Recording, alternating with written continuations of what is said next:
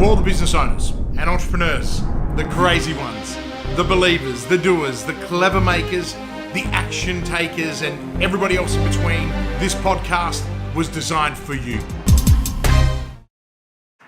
Welcome to a Business Growth Mindset podcast. I'm Kristian Livolsi, and I'm incredibly grateful to be here today and to share this amazing episode with you.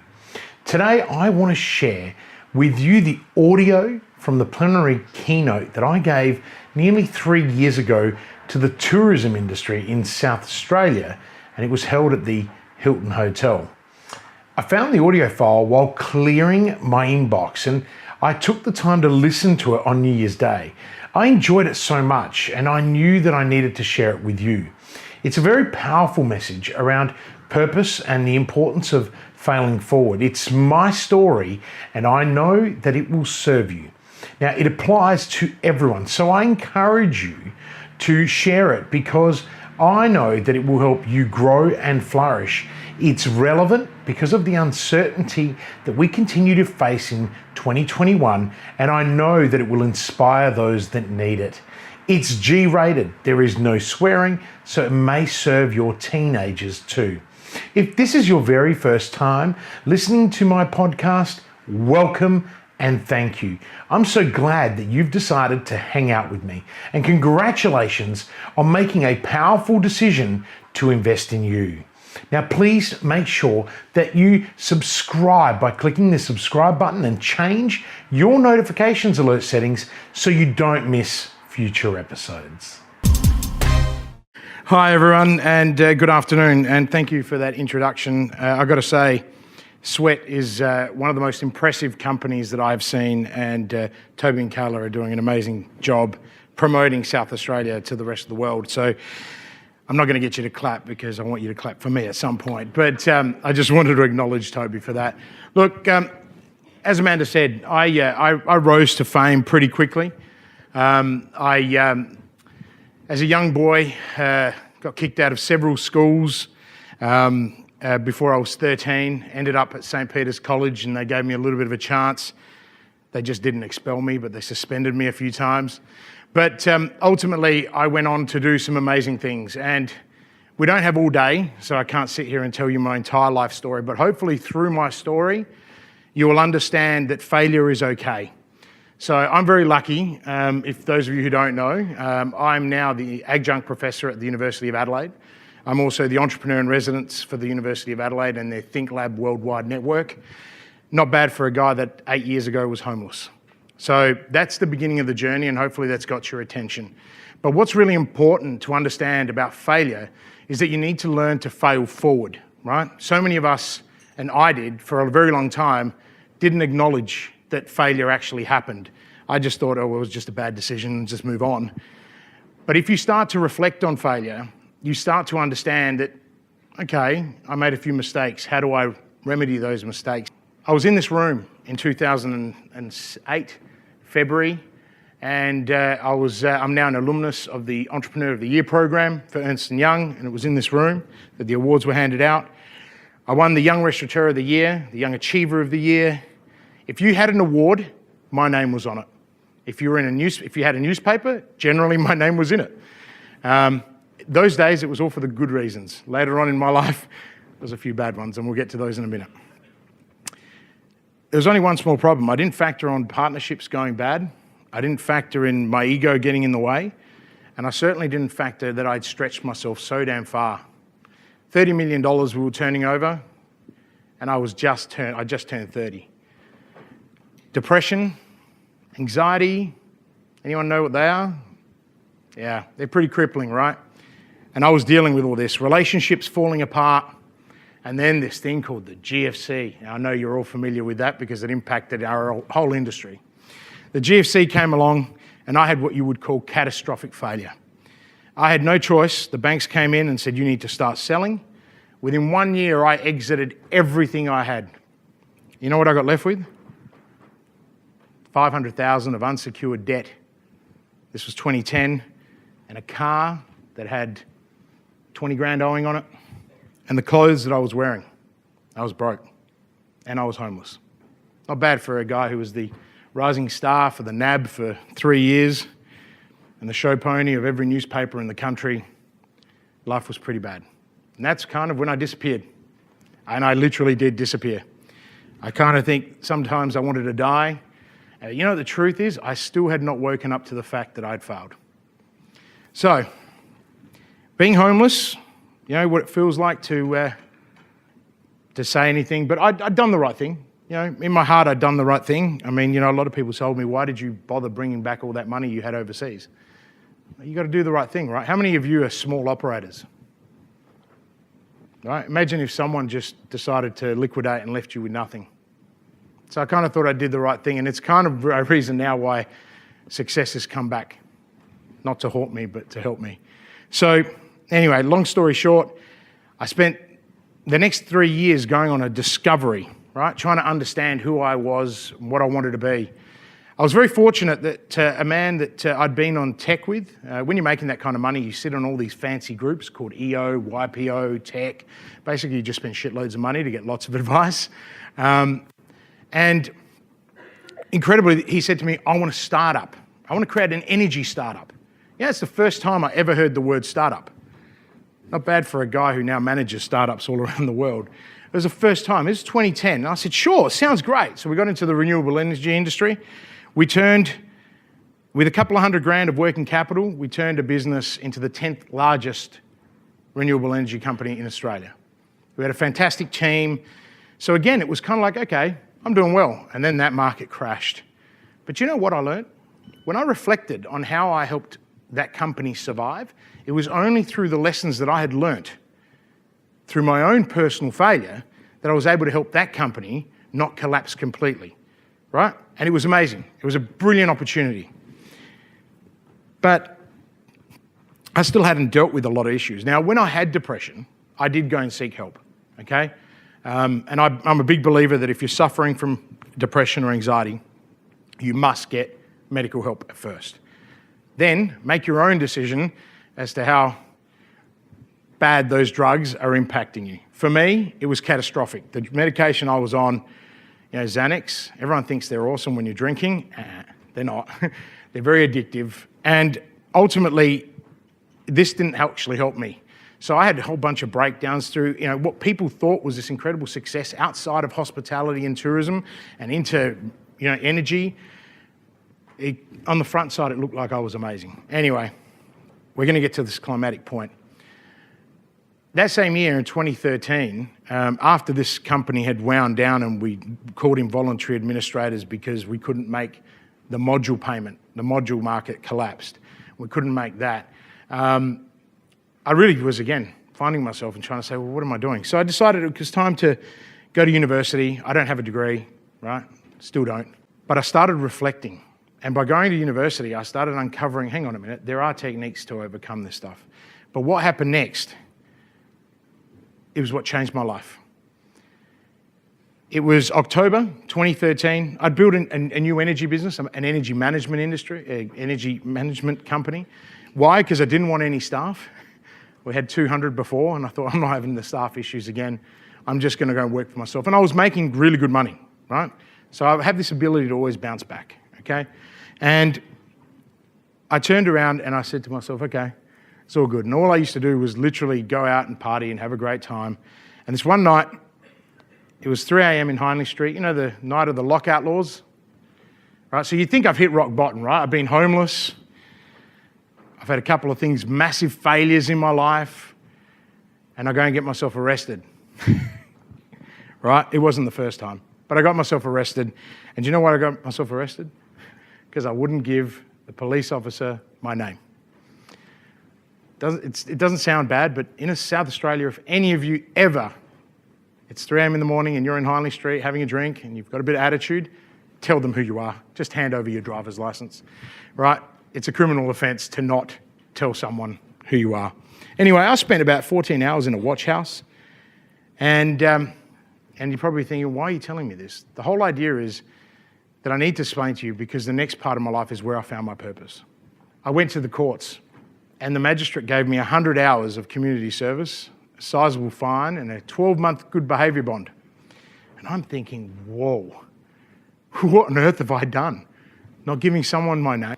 When I went to see my correctional services officer, and I was wearing a suit because I'm running a business, the lady said to me, I can't possibly send you out to collect rubbish in Mount Barkiner with proper criminals. I was like, okay. So what about the Salvation Army? Now, lots of things happened at the Salvation Army when I was there, but I ended up doing my 100 hours. And I apologise if I get emotional, because this is very hard for me, and to think that I do this almost every week. It's because it means so much to me. And I hope that this is where you'll understand that failure and purpose, when they come together, right, create an incredible amount of humility in someone, but also an incredible amount of drive.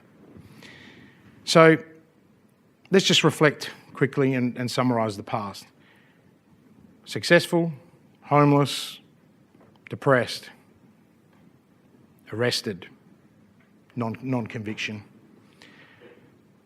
And I was running the tills because they weren't allowed to know that I was a convict, right? So I'm running the tills, and this one day, this mother and daughter come in. And you could see they'd been sleeping rough. Anyone know what I mean by when I say sleeping rough? Now, I'd slept rough. I knew what it was like. I couch surfed for weeks.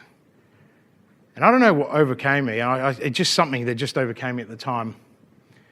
And I saw them go to the back area. I'd rearranged the whole of the Salvation Army op shops strategically. And this idiot that's standing in front of you had put children's books and toys next to the warm blankets.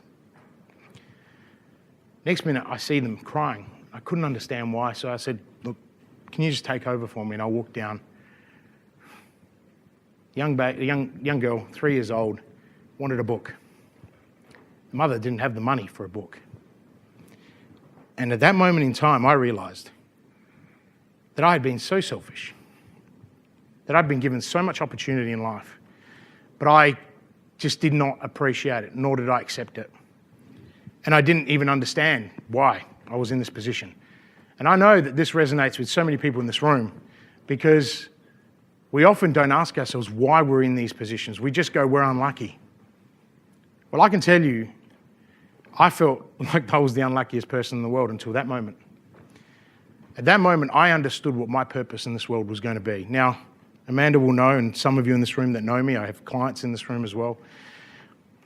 I was always a well-known philanthropist. I've always been, but I never really understood why I gave. Today, I'm the brand ambassador for underprivileged youth, several charities, young kids, and the people that have no voice, right? Because I'm privileged. I'm privileged to be standing here in front of you, sharing my story with you. I'm privileged that I get to share this story around the world, okay? But it was that tipping point. That was the tipping point. If all of you have not Google The Tipping Point. It's an amazing book, but it's also something that happens to you that changes your life forever. For me, that moment in time made me so fundamentally aware that I was not even close to being the person that I needed to be. So you might be wondering, what was your purpose? I made a point that I was going to change people all around the world, starting with me. I was going to start influencing people, one person at a time, but I would start with me. I spent the next 2 years, the next 18 months, trying to understand who I was, what I was doing, why I was doing it. I started to get clarity. I started to understand outcomes. I started to really understand how you can translate business goals to personal goals. I started doing things for me as opposed to to please other people. See, I grew up in a pretty abusive household. I was always told I was going to be stupid, and I was always beaten for doing anything wrong. Anyone ever knelt on gravel? That was like a daily occurrence. Kristian, shut up, kneel on gravel. I mean, even at school, I had "shut up Livolsi" written on every whiteboard. See, I grew up my whole life trying to validate myself to everybody else. I finally understood why I was failing. Is everyone understanding where I'm coming from? Anyone crying yet? I don't have any tissues, right? Please don't, because this is not about that. It's quite the opposite, right? So I'm looking at my watch because we're on a time schedule. Here's where life gets exciting. I started to put myself in a position where I could be loved, I could love, and I could succeed. Why? Because I understood failure. I keep failing today, but what I do is I fail forward, right? Instead of sitting there and going, oh yeah, that was a mistake, move on, I actually analyze the mistake and I say, okay, how else could I have done it? What could I have done better? I sit down with my team. I have 145 staff now. I have 18 companies. That's on top of working at the uni, right? And that's not to impress you. It's to impress upon you that a significant change like that, or understanding your why, okay? So purpose is your why. A why will allow you to overcome every valley, right? And every hill, okay? So every peak and every trough, if you have a powerful enough why, you will succeed. I'm not the only person preaching this all around the world, okay? There are great books that have come out on this topic. I just hope that through my story, it can resonate with you. Now, I find myself finally meeting the woman of my dreams in a bar, right?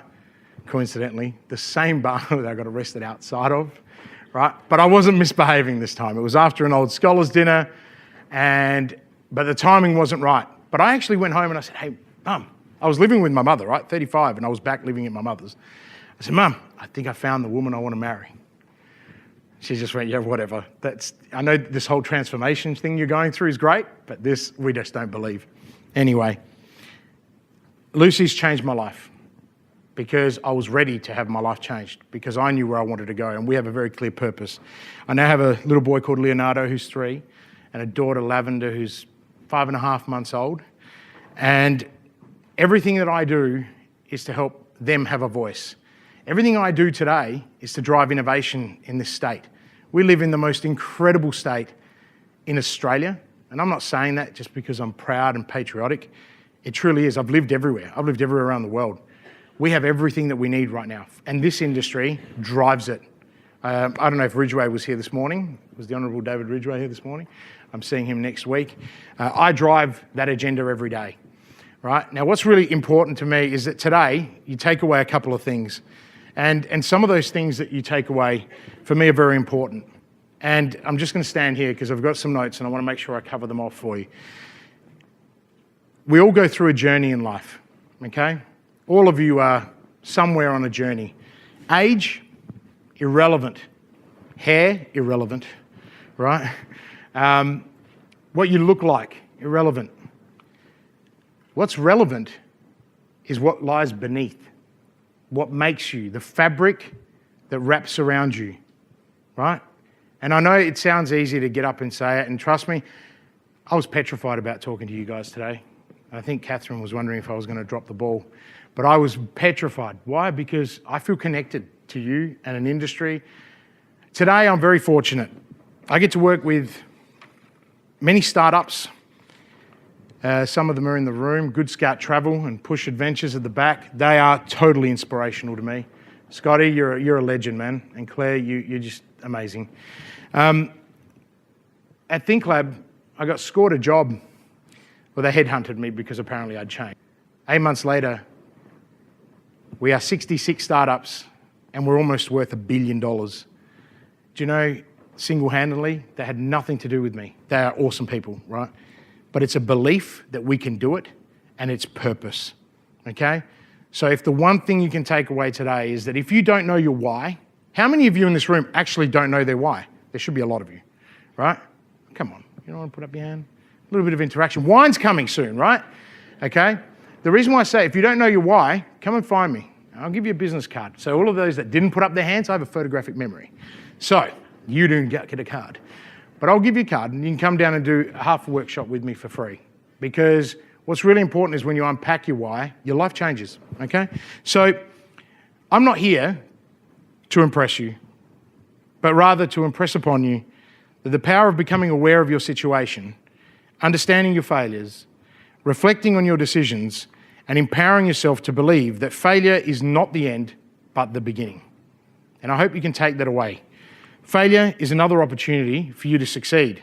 Imagine if Edison stopped working on the light globe the 999th time. Yeah, that's how many times he failed, right? Crisis spawns innovation and entrepreneurship. So as an industry, when you're undergoing crisis, think outwards, look for the opportunity space. Being purpose-driven creates the most powerful why you can have. The impossible, ladies and gentlemen, is possible. 8 years ago, I was homeless and I was broke. 4 years ago, I had no purpose, no direction, and no degree. Today, I have a beautiful partner and 2 amazing children. I'm the brand ambassador for several charities, and I'm very proud of that. I'm living my purpose through people, and I hope that through my story, I've been able to demonstrate how failure can be a powerful tool for renewal as well as success, and how being purpose-driven can powerfully change your mental health, your direction, and your influence. I hope you enjoyed that presentation, and I need to make one correction to the audio. The forecasted value of the startups at ThinkLab was almost $500 million. From the audio, it does sound like I said $1 billion. There is a press release from the university with these stats, and it's on my website. It makes great reading, and it reminds me of the impact that the founders of these startups, their team, the university, the mentors made on the economy as well as the ecosystem at large. What's really important to note is that since this presentation, I have further refined my purpose. I've endured more failures, overcome great challenges, and adapted to the uncertainty that we have all faced with the global pandemic. It's a strong reminder that purpose is fluid, so don't ever forget that, and it drives us and keeps us on track when we need it the most. I continue to make enormous changes in line with my purpose. The impact of my decisions and the actions have made me more resourceful and successful. I'm stronger, more aligned, and more fulfilled than ever before. I've had the privilege and honor to serve many people that attended the conference, and we have helped them navigate the pandemic, find their purpose, and thrive. So here's my thing. What are you waiting for? If you don't know your purpose, now is the perfect time for you to raise your standards and step up. Today's your day. It's your life. It's your legacy. And you can build a legacy right now. It's never too late to start. All you need to do is make a decision to find your why and make a decision to live your best life with purpose every day. And here's the best part. You don't have to do it alone. You can achieve and be fulfilled and live with passion and purpose every day. So this is your time to decide. Join me and live your best life. Make a move and take yourself to the next level and unlock your purpose. And here's how. Download my Finding Your Purpose workbook and work through the exercises. It's absolutely free. My gift to you. The link is in the show notes, so download it right now. And if you're not already doing so, follow me on LinkedIn, where I share content almost every day, and immerse yourself and raise your standards. Step up, make your move right now. Become part of my community. Surround yourself with other top achievers and thrive.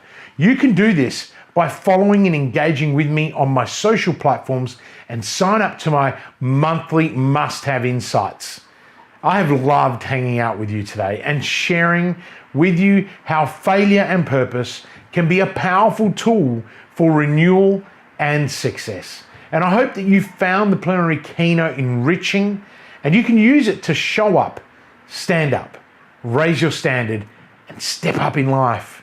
If you loved today's episode, please take a minute to rate it and provide a review. While you're there, take a minute to share this episode with your networks and give the gift of knowledge to others. Thank you. And until next time, live with purpose.